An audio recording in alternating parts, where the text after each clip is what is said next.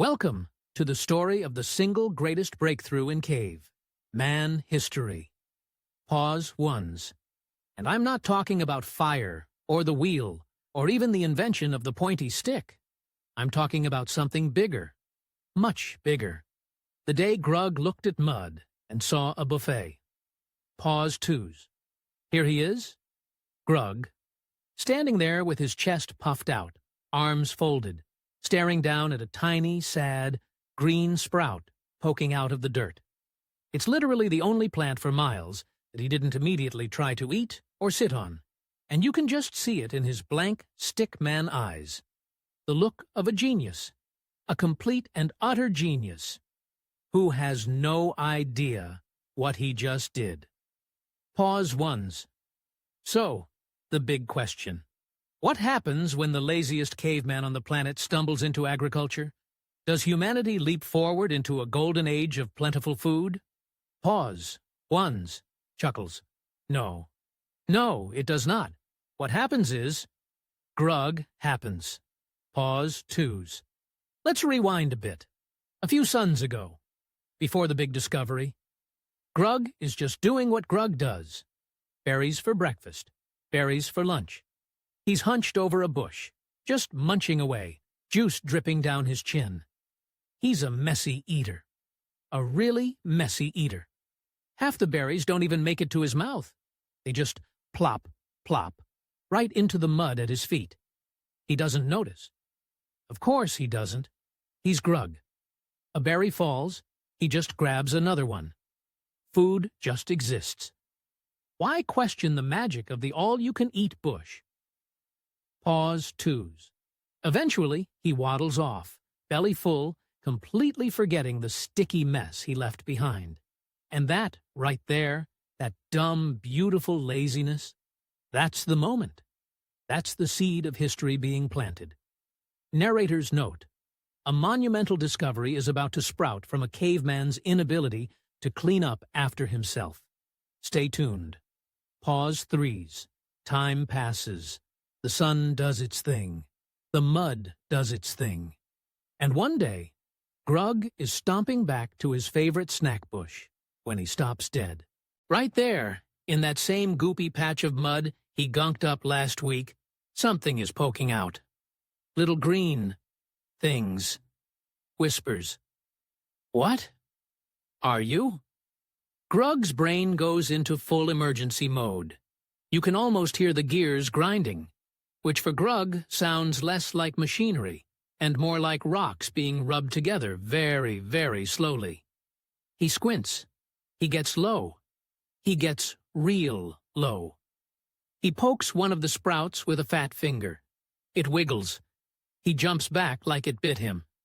He circles the mud patch, studying it from every possible angle, which is two angles because he keeps forgetting the backside exists.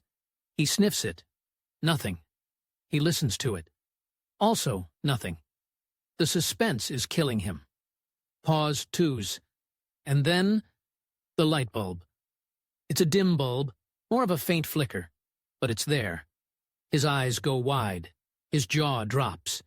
He smacks his own head to show a genius idea just landed there. He kneels in the mud with the drama of a philosopher solving the cosmos. He points at the ground, then at the sprout, then back at the ground. He bellows his discovery.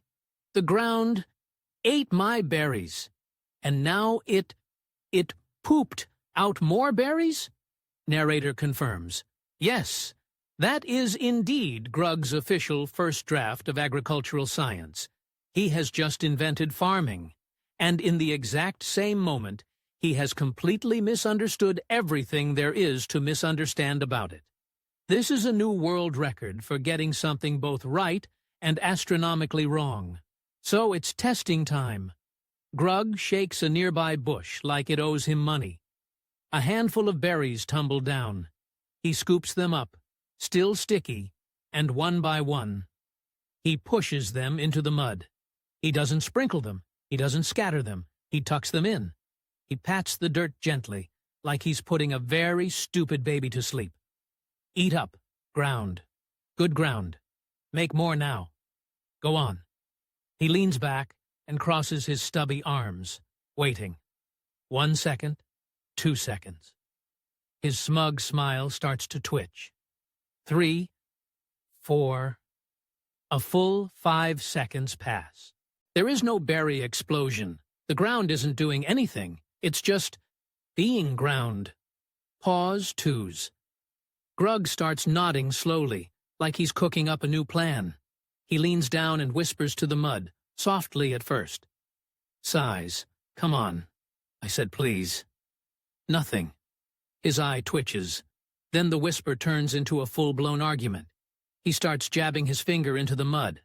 I gave you food. Why you so slow? You want more, huh? You want a bigger meal?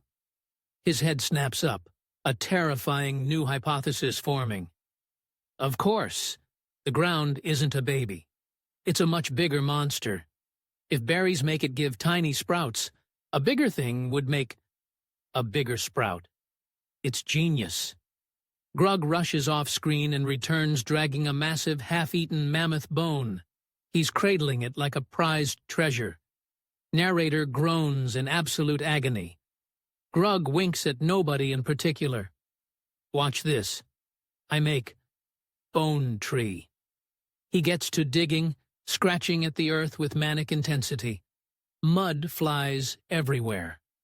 He plops the bone in with a heavy, wet thud, covers it in dirt, and even gives it a nice little pat-down. He then shuffles over with a leaky leaf cup, practically drowning the grave. The mud turns into a thick, sloppy soup. He points at the churning puddle with absolute authority. Soon, arm branches, leg branches, bone fruit, very crunchy. The bone soup sat there for 3 days, getting smellier and smellier. Grug checked it every morning. He'd poke the mud with a stick. He'd sniff it. He'd put his ear to the ground like he was listening for the bone tree to whisper secrets. Nothing grew, obviously. But Grug, being Grug, had a brand new theory. He stood up, covered in drying mud, and declared to the sky that the ground was simply too comfortable. Dirt was lazy. It needed motivation. So he started yelling at it. Grow, you stupid mud! I give you best bone. Why you not do the thing? He stomped. He did a little angry dance. The puddle just sat there, reflecting his own furious stickman face back at him. Then he tried a new approach. Fear. He grabbed a stick and threatened the ground with it. He drew angry faces in the mud with his finger. He told the dirt that if it didn't produce a bone tree by tomorrow, he would eat dirt for revenge. Which didn't make sense, but he said it with terrifying confidence. Narrator. At this point, Grug had been farming for almost a week. He had successfully grown 0 bones, 0 rocks, and 0 mammoth meat trees. But he had grown something far more powerful. An unshakable, utterly misplaced sense of accomplishment. Because while Grug was busy threatening the mud, something happened behind him. That original patch. The one where the berries fell by accident? The tiny sprout had gotten bigger. Way bigger. Little green leaves. A couple of sad-looking berries starting to form. It had survived complete neglect, and Grug's complete failure to notice it. Grug eventually turned around, mid-threat, stick raised above his head. He saw the plant. He froze. His stick dropped. He walked toward it slowly, reverently. A single tear rolled down his stickman cheek. I did it. I invented food from mud. Narrator. He took full credit for the plant he forgot existed. The plant that grew in spite of him. The plant that survived being ignored while he drowned a mammoth bone in soup. Grug puffed out his chest. He flexed. He pointed at the berry plant like it was his child. Then, in a moment of pure, unfiltered genius, he grabbed the entire roasted mammoth leg from his cave. He marched to a fresh patch of dirt. He dug a hole so deep he nearly disappeared into it. He dropped the mammoth leg in. mammoth tree. Coming soon. Grug is best farmer. Narrator, and that's the story of how farming was invented. Sort of. Not really. But try telling Grug that. He's already planning his next crop. He's eyeing a big rock. He's whispering to it. And somewhere, somehow, a lone berry plant is just grateful he forgot about it. Pause twos. What a genius!